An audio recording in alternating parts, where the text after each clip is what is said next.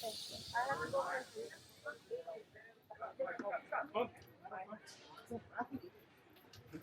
in the world. When I say we, I mean you and me and our driver Daryl. Not gonna get far without him. We got 400 acres of backlot out there, a full tank of gas. It's a beautiful day. We all have 3D glasses, although you don't actually have to wear them right now. There's only 2 times you need them. I'm going to give you plenty of notice, but I do want to make sure you've got them. So let's do this. If you don't have a pair of 3D glasses, if you do not have a pair, put your hands in the air, keep them there. I will scale the side of this train and personally deliver them to you. That's the kind of full service.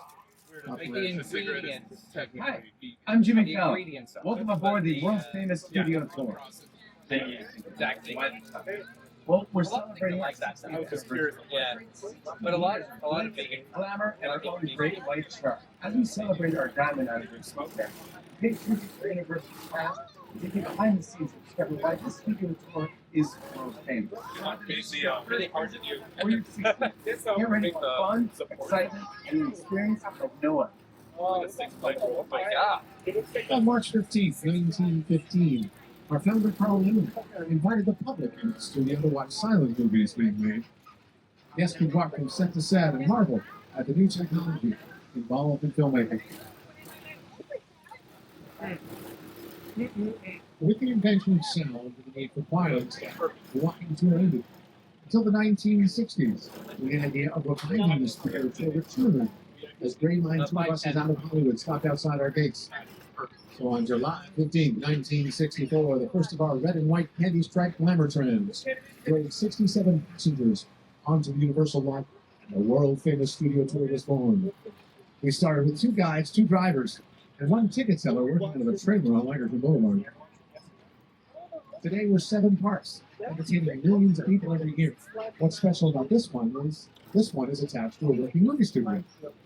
And that's where we're headed. We're about to cross into our front lot, which houses our 36 sound stages. In these buildings, we can create any environment a story demands. Great example coming up at the bottom of this hill is Sound Stage 12, where we create some of the biggest sets, some of the biggest moments in movie history, like Frankenstein's Laboratory, Dracula's Castle,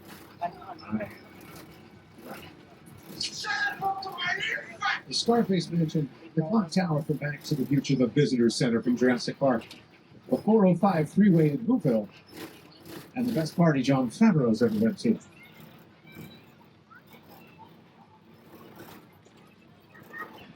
So here's what the inside of an empty soundstage looks like, folks. And about 75% of all the filming we do here at Universal is done in these sound stages we're driving past. Cool.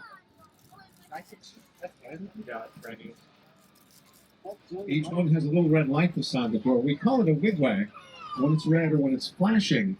It's how I know the cameras are rolling. More importantly, it's how I know the recording sound, which puts us in a quiet zone when I go off the microphone for a bit.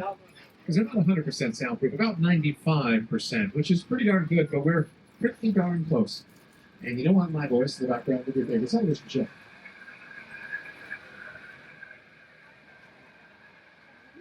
Currently working in these stages, the hit series Bel Air, so reimagining the Fresh Prince of Bel Air with a dramatic spin that's streamable on Peacock. Stars Jabari Banks and Ali Shulman. And it turns out Jabari and Ali are both super fans of the studio tour. They want to tell you all about the front part. So, gentlemen, take it away. And this is when the front lot, real Hollywood magic is made. How? Well, inside the sound stages that surrounds us, we create any kind of environment for scripted movies. For the past 60 years, studio tour visitors have driven right by these buildings, and inside these walls, the sets from your favorite TV shows and movies have transported audiences anywhere the imagination can take you. Even to a palatial mansion in Bel Air. When we film Bel Air, we love coming out of the sound stages and seeing the trams filled with excited guests as they drive by. So, keep an eye out. You never know who. Or what? You see in the studios. Since our first broadcast of the 1939 New York World's Fair, we've had a long history of producing classic television shows, many of them shot on the very stages we're driving past.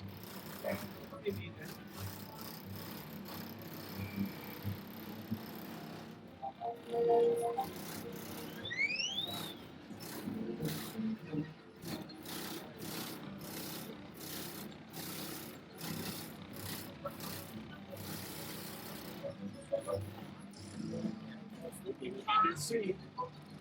That's amazing. Not that. It's chainsaw piece.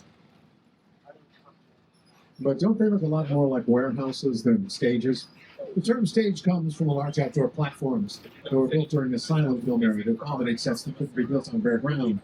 And when the first indoor film stages were constructed, they had glass ceilings to let the sunlight in because at the time, electrical lighting wasn't powerful enough to light a movie. Here we are riding around an electric tram. It could be, I guess. This one's actually diesel, folks, but we have a lot of electric trams, and pretty soon our whole fleet will be electric trams, including this one, as part of our commitment to sustainability in the Zero Emissions Studio Tour fleet. Hey, take a look to your left. It's Ted, our first celebrity sighting. Looks like he's celebrating. Ted's happy because he's got his own television show on Peacock. How'd he swing that? Well, it starts with a development deal. These bungalows on your left house production offices for writers, directors, and producers who currently have development deals with the studio. Let's say you have an idea for a movie, maybe you have a script. The play is to pitch it to the studio and get a green light. Next comes pre-production. That's when the cast and the director are locked in, all the schedules are made. Then production itself, the cameras start rolling, and generally, the most expensive part of making a movie is the production phase. And yet it's the shortest part in terms of time. After that's post-production, that's when all the editing is done, the soundtrack is laid in, all the visual effects and titles, and then all you have to do is go to a rap party and the red carpet premiere. And I'll come to your premiere as long as there's popcorn. But each year the studio receives like 1,000 pitches, so take it from me. Sometimes making a movie feels a lot more like trying to push King Kong up a flight of stairs. Check out Bungalow 5195 over there on your left. That used to be the office of the legendary director Alfred Hitchcock. That's his profile painted next to the front door. Hitchcock was known as the master of suspense, and he's influenced pretty much every major director working today. You said you could move into that office. I said, no, I couldn't get the pressure. Why? I'm too big.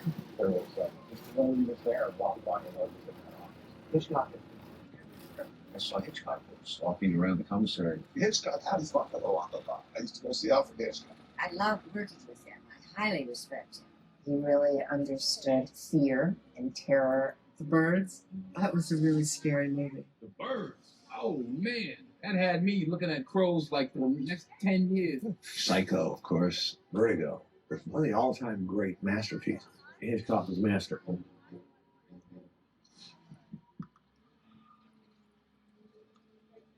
All right, we're crossing into the backlot now, folks. We shoot the big stuff out here, exterior scenes on a grand scale. Those are our Metropolitan sets over there on the left. We're going to check those out in a moment, but first it's time for a little excitement. Here's King Kong director Peter Jackson to lead the way. It's the original King Kong that made I saw that movie on TV. Which one? The new X-Kong? Yeah. I like That's why people love it. Yeah. It's stupid fun. Yeah. Yeah. I love it. It's just jazzy. I like the hot all I care about is that monsters smashing. That's it. Yeah, that's how you feel. They have no story. I mean,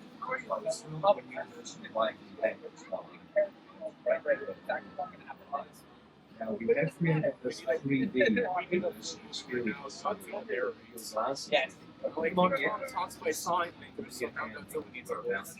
And it has to be the most unexpected voice. Yeah. Like, again, I guess I'm very high speaking. All right, folks, adventure awaits. Please hold on to your belongings and remain seated at all times.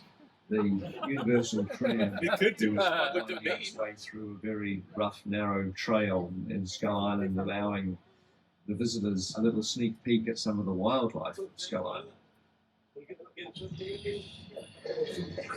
In a sense, this is like a mini sequel, a mini continuation. We're just taking the Kong and Skull Island and the dinosaurs that we established in our feature film. And this is, another day, another incident on Skull Island, using the creatures and the character and personality of Kong as he appeared in the movie. Yeah. Unless he didn't die at the end of the movie. Yeah. I did just watch that. I recommended if it's playing up in the UK for you guys. The Terrifier 3 movie. Oh my god, man. You see it? Yeah. It is the glorious thing you'll ever see in your life. Right? I like that. I'll bring some people out and get out. People were walking out, people were... My screen, we have... Wow, everybody. It's real. Well, the first 10 minutes, I'm sure you heard maybe about it. Yeah. The rated 18. Yeah. And you might. UK as well? Yeah.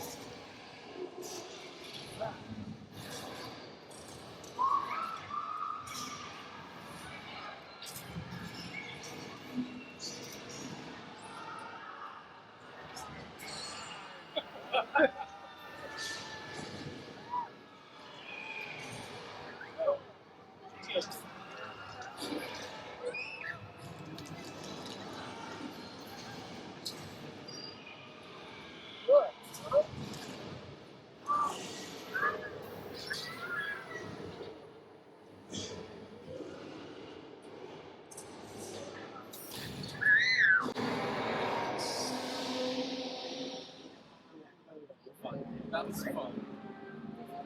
Actually, hearing it on the screen. I haven't seen that in a fair few years. Yeah, it's great. Right. I have a feeling we're going to be meeting them over later on in the door. King Kong 360 3D was brought to Universal Studios Hollywood by Weta Effects, formerly Weta Digital, and Peter Jackson, the Academy Award-winning director. That epic that we just witnessed was created using some of the most advanced technology in filmmaking today and projected on the world's largest 3D screens, standing 40 feet tall and 180 feet long. All right, let's check out some of our Metro sets. They're really just the fronts and sides of buildings.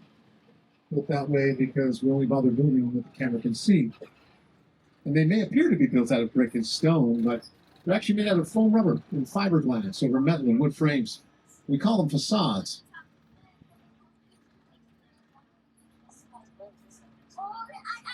Notice the windows and details on the upper floors are slightly smaller than the windows and details on the previous floors. That gives the illusion the structures are taller than they actually are, especially through the camera lens, which kind of intensifies whatever you pointed at.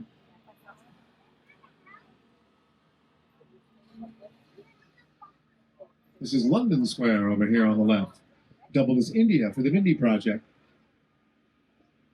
Prior to the creation of London Square, when we wanted to shoot outside a building of Parliament, we had to go to London to do it. Or sometimes we cheat in Canada. They have Parliament buildings there too. Folks, making movies is one of the few places in life where cheating is acceptable, so we do it a lot. We cheat camera angles, we shoot day for night, whatever we can get away with. Any Key and Peele fans out there? Over here on your left is where they shot their ballet sketches. What's Up with the Batman's and Non-Stop, though, with Liam Neeson's.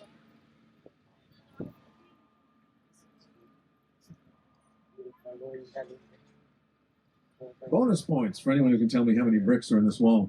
We come within 1,000, I'll give you the points. Remember, we cheat, folks. Yeah, there aren't any bricks in that wall. But there is a pretty spectacular spray paint mural coming up on the left. Oh, sorry, the right. Some guy named Tristan Eaton. This is a great story. He started out here on the streets of LA, just tagging dumpsters and buildings, and Those three buildings. created some incredible talent. And now he's worked all over the world. They hold over 2 million film assets. One guy, a bunch of spray paint cans, and a crane to get him up there.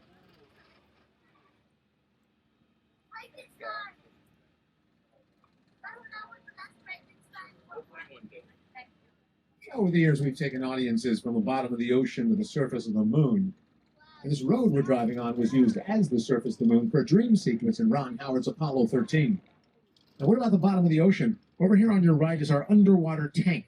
That allows the director, the crew, but most importantly, the camera to remain dry while they shoot the action through those hatches on the outside of the tank. Head back over to the left in stages 30 and 31. We're working on a brand new season of The Voice with a brand new coach, Snoop Dogg. Hey, Studio Tour. It's your boy Snoop Dogg. Did you know that the Universal Backlot is home of The Voice? That's right. We tape right here on stage 31. Don't miss our incredible new season every Monday or Tuesday on NBC.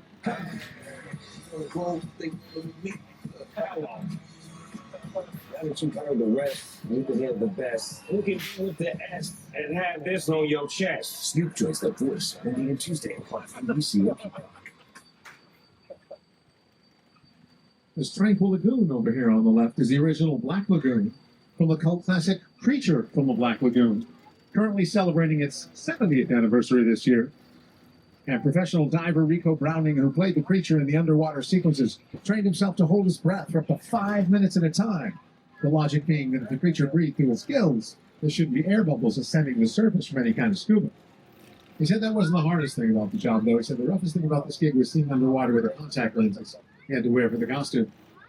But while we're on the subject of creature features, folks, just up ahead of us is Little Europe. It's where we invented the monster movie. We call these sets Little Europe because they can look like many of the cities in Europe. These sets double as the afterlife, or The Good Place, starring Kristen Bell, Ted Danson. You, Eleanor Shellstrom, are dead. Cool. This location, the afterlife, I've never ever seen this. You're in the good place. I'm not supposed to be here.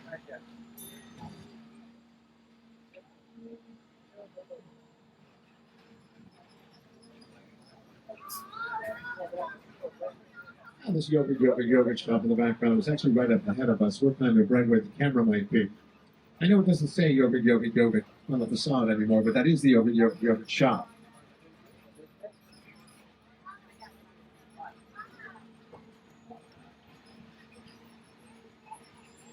I was in there during production, you know. I've seen the Yoga. They had a flavor called one-handed football catch. Never going to find that going to the bad place. You're going to the bad place? Well, maybe it's not all that bad. Oh, yeah. How can I help you? What is the bad place like? Well, it doesn't sound awesome.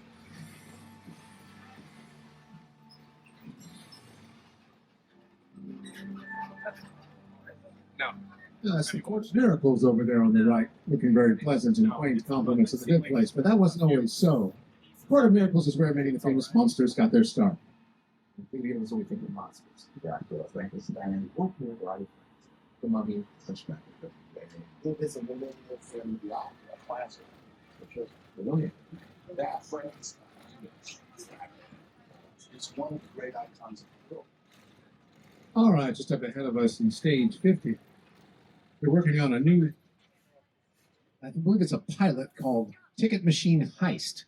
It's an action comedy. It was pitched as Ocean's 11 meets Bill and Ted's Excellent Adventure, which sounds excellent, but the cast and crew are on a meal break.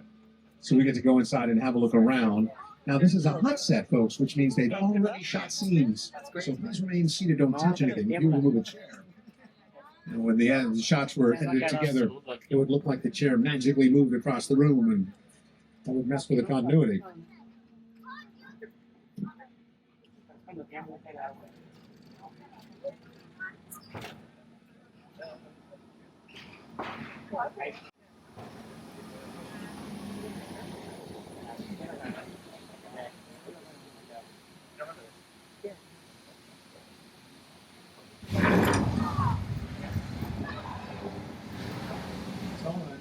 just a tremor. This is Southern California.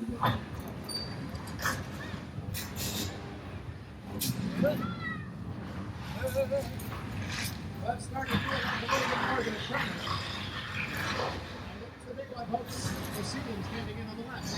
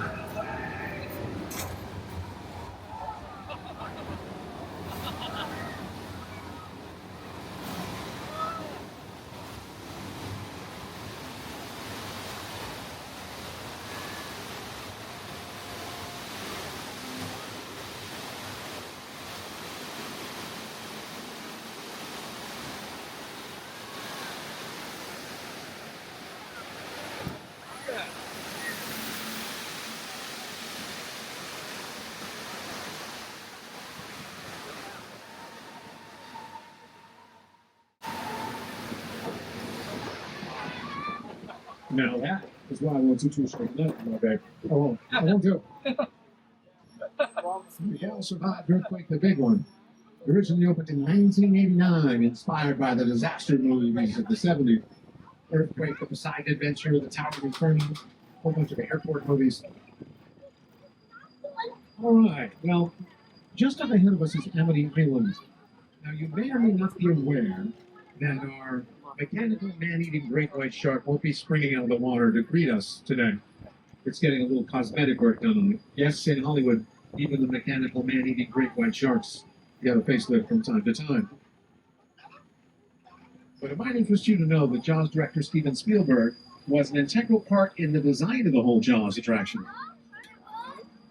The Jaws ride was almost the inevitable result of the size of the box office when Jaws first opened in June of 1975.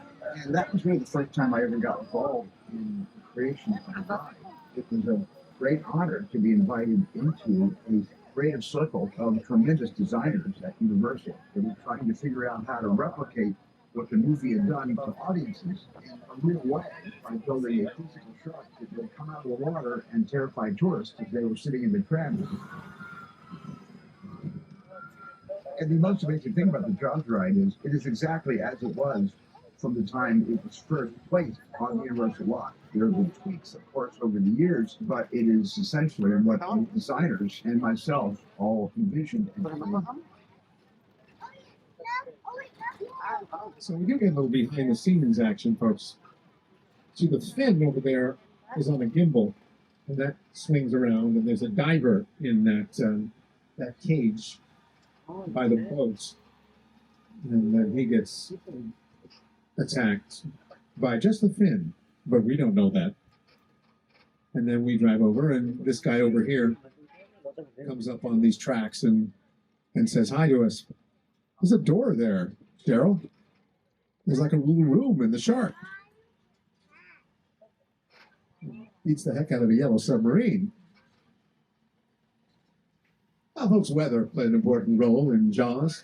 Does in any movie or television show, creating just the right mood and atmosphere for a scene.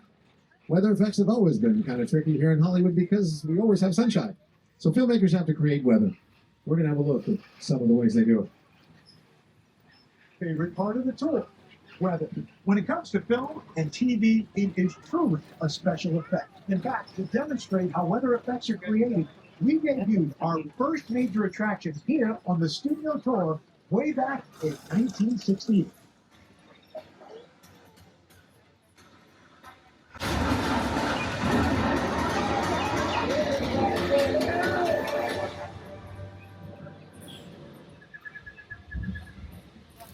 Let's start with some rain. So as you can see, rain is created by an overhead sprinkler hidden from view. We just shoot water straight up in the air and let it fall naturally like rain.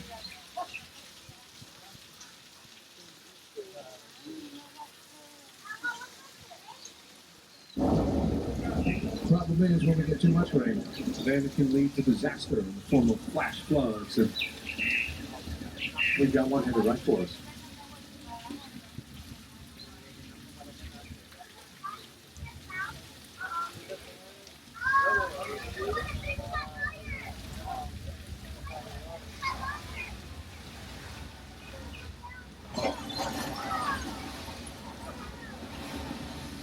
Whoa.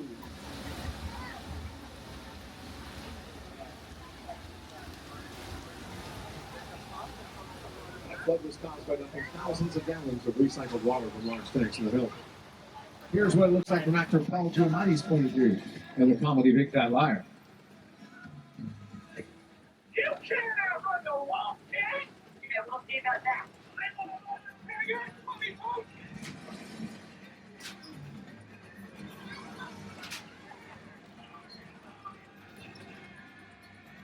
Now we're taking you back across the border and back in time to the Wild West. Recently shot on these sets, Quentin Tarantino's Once Upon a Time in Hollywood, starring Leonardo DiCaprio and Brad Pitt.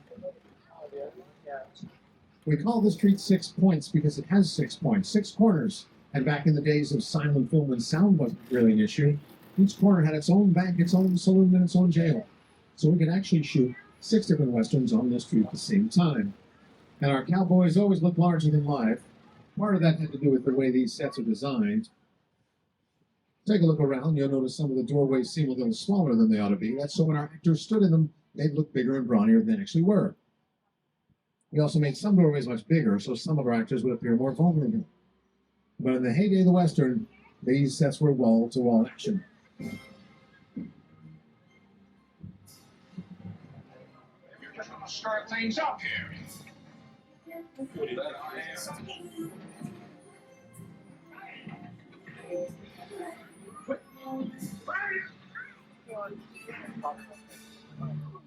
you hit that Yeah, it does.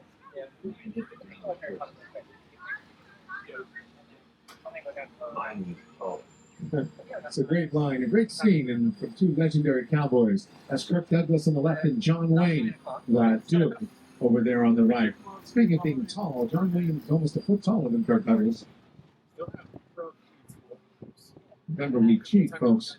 Right now, Kirk Douglas is standing on an apple box. That's why John Wayne connects with the frame and Kirk Douglas just stands there. Incidentally, Kirk Douglas lived to 103 years old.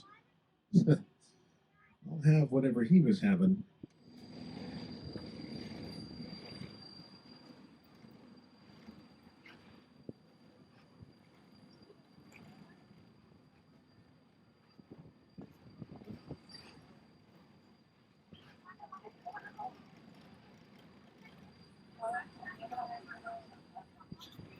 We'll head back into Amity Island again for a moment.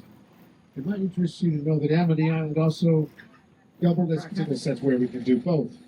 The way this one works, the walls inside can come apart and move around, making room for our cameras and equipment.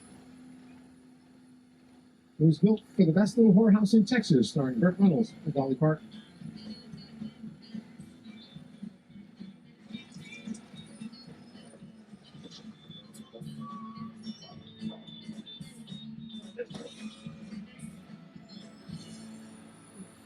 Oh, this is a treat. We don't drive down this street very often. It's a very popular spot for production. We're turning down Colonial Street, otherwise known as Wisteria Lane for ABC's Desperate Housewives. This beige house on the left is where Gabby lived, Ava Longoria. And 1431 right next door is actually the original Munsters house from that classic series. And across the street to this pale blue house, that's where Ted and Johnny lived in the series Ted. They're probably in there right now, cooking up some festive antics. Let's see everything's good here. How many we got? Well, let's see. We got 3 diamonds. Fantastic. We're getting to the... The kid leaves the house unless there's he's got to get the man before he gets away. Follow the town. Okay. Yeah. Also shot I think so. music videos, commercials. Feature films like Why Him with Bryan Cranston from Breaking Bad had this whole street decked out in fake snow for a Christmas sequence in Why Him. I forgot you were. And boy, Bryan Cranston was a lot of fun on that shoot. He's such a nice man, very, very friendly. Always wait. And this isn't a Winnebago, and you're not Walter White. Hold on, he is Walter White, isn't he? But this isn't Albuquerque. This is Colonial Street, folks.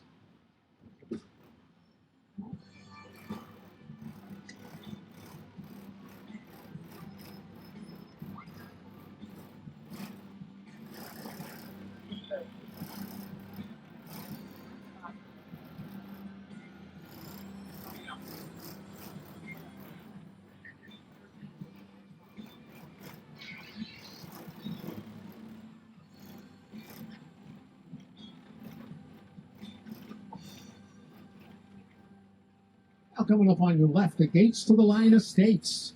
That's where Marty McFly lived in the Back to the Future trilogy.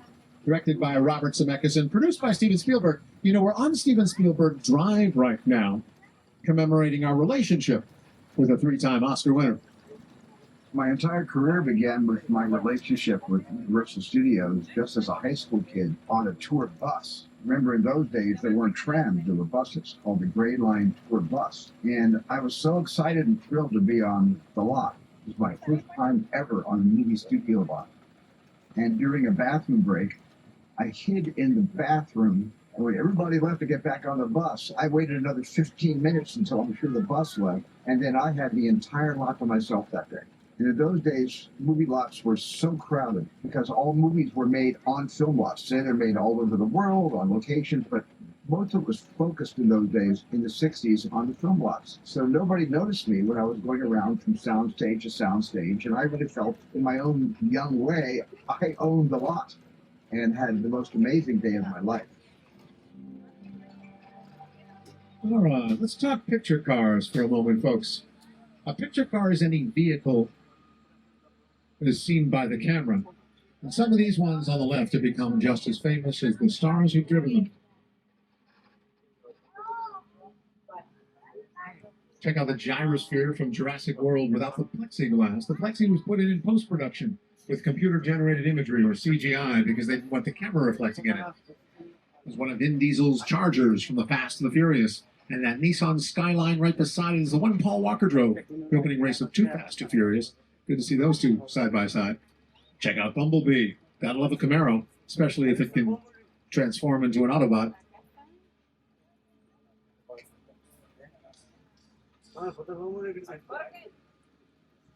Now just up ahead of us is our official scale replica of LA's most iconic landmark, the Hollywood sign, with a little Halloween Horror Nights seasoning sprinkled in. Over here on your right, folks, probably the most famous set still standing in Hollywood. That's the Bates Motel and the Psycho House from Hitchcock's Psycho. Now, if the house looks a little bit small, it's because it's a 3/4 scale. It was built that way so Norman would look bigger and more menacing when he stood in the doorway.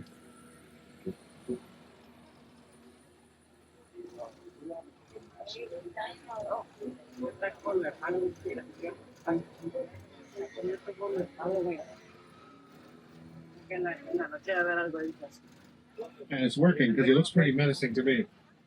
All right, here's the play. Let's not even look at him. We'll just pretend he's not there. We'll drive by as if, oh, I looked at him. I made eye contact. My bad. Now I've done it.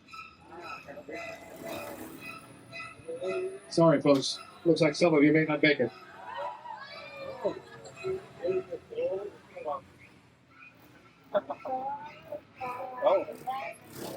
And just beyond the Psycho House, one of the most impressive sets ever created, the spectacular crash site from Steven Spielberg's War of the Worlds, starring Dakota Fanning and Tom Cruise. This is all that's left of the neighborhood they hide out in. That's a real plane, by the way. A real 747, destroyed just for this scene.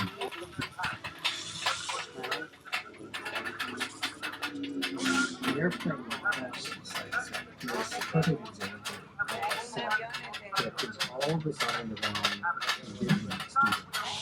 Just when I sit down and talk about Florida, I thought, what if the train for a federal town right in the city of it? Because it's just something you don't see. You're doing good. You're doing good. Keep watching me. Listen, how's your pleasure action, okay? You can sit down close.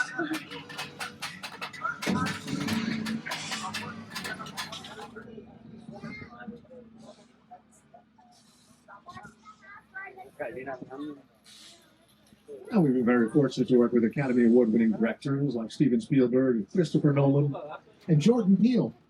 Just up ahead of us is Jupiter's Plane, the actual sets used in Jordan Peele's sci-fi film Nope. Here's Jordan. Movie magic only happens when a team of collaborators, often in the hundreds, work together to take an impossible mission and bring it to life. This is Jupiter's Plane, a nostalgic, small-time, Southern California amusement park owned by former child star Brittany Jupiter.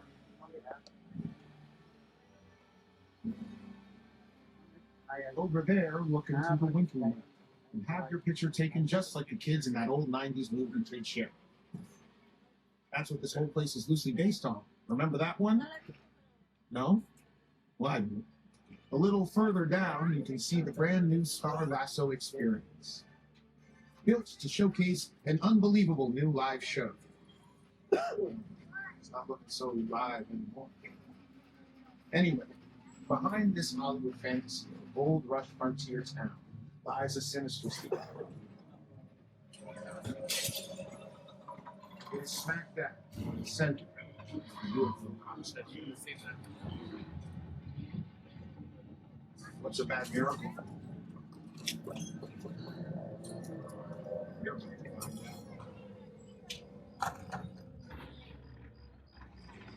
Welcome to the world of no.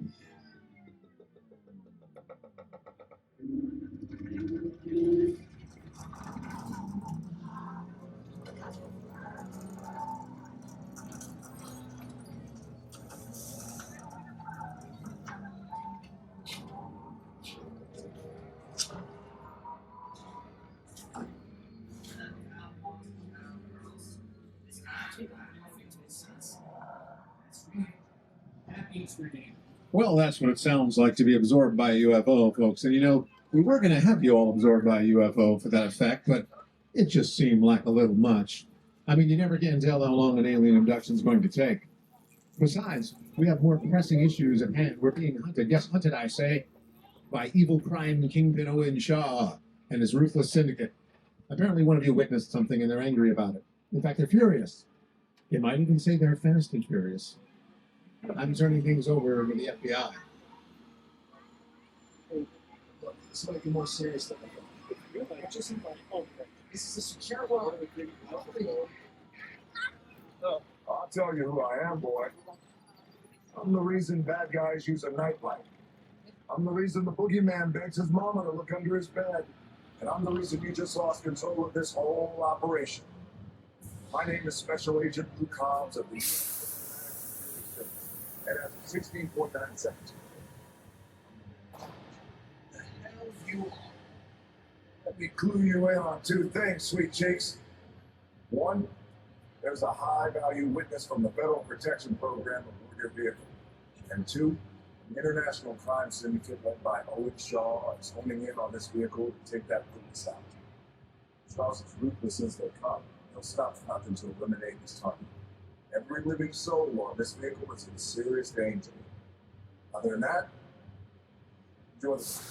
This is not your jurisdiction. It is now, Speak Pickle. Listen to me.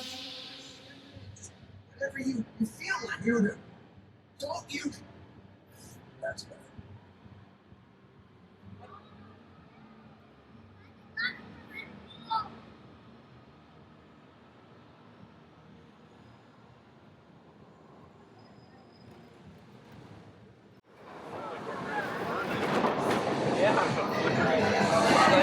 Everybody out! The FBI! Turn that music off!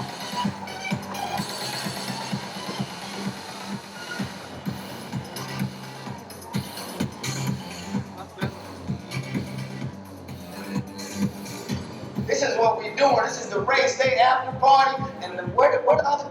Roman Pierce, FBI, don't move. Peele, that's right, party's over. You know how long I took to iron this shirt, man? I'm not. You're under arrest right now. Ladies, just back up a little bit. I got it. It's lightweight. First of all, I don't work for you. Oh, really? Well, tell me, Roman, who do you work for? We don't work for nobody. Cops suggest you clear out of here, otherwise we can't guarantee your safety. Guarantee my safety? I'm the one holding the gun. Yeah, but mine's a whole lot bigger than yours. Hobbs, escort this novice out. Let's go, Cookie Puss. You got an ugly suit on, man. It's cheap. Somebody out there really pissed off Shaw. It's gonna get ugly fast. Yeah, don't worry. Lucky for you, our whole family will protect you. Are you kidding me, Roman? You didn't shut off your phone, bro? I gotta call you back. I'm in the middle of something. See what I'm talking about? Call you back. Man. It was on vibrate. Shaw traced us. Hobbs can't hold him forever. Letty, Roman, we're up. Try to move that vehicle. It's about to get real interesting. My Mona Lisa's all warmed up right next door. Roman, grab your truck. I need you and Letty ready to roll.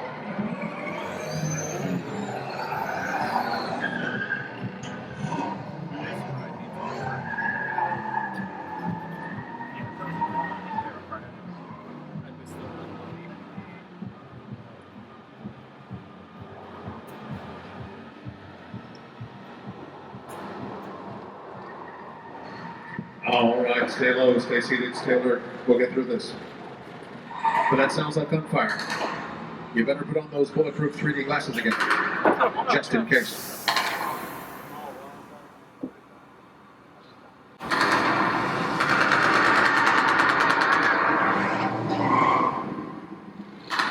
Which one of you is the witness? Speak now or you all get fried! This is our turn. After them! Okay, guys, it's showtime. Come in the left. This thing ain't moving fast enough.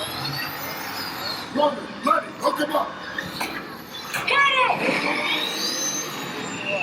I got the ball by the horn! Now we're moving. John, look out! You give me the witness to River and we call it a day!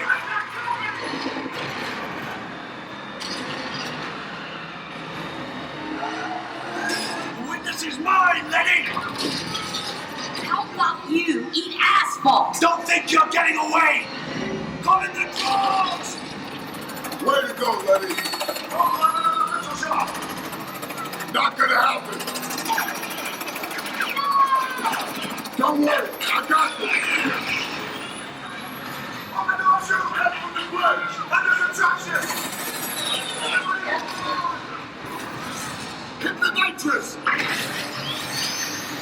We're not gonna make it! Ride or die.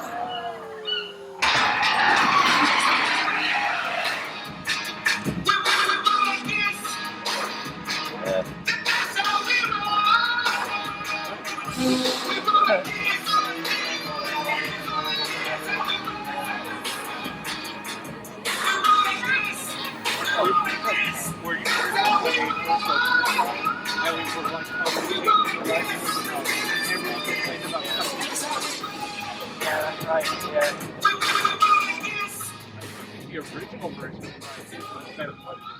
Yes.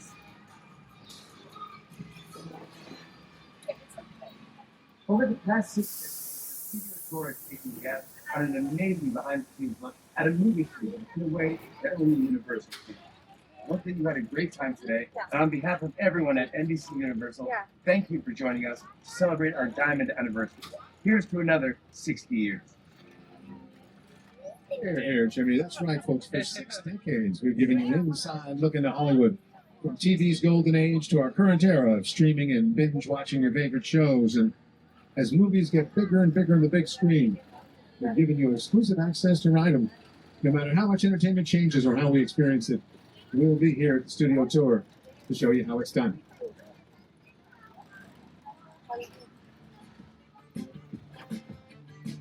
right.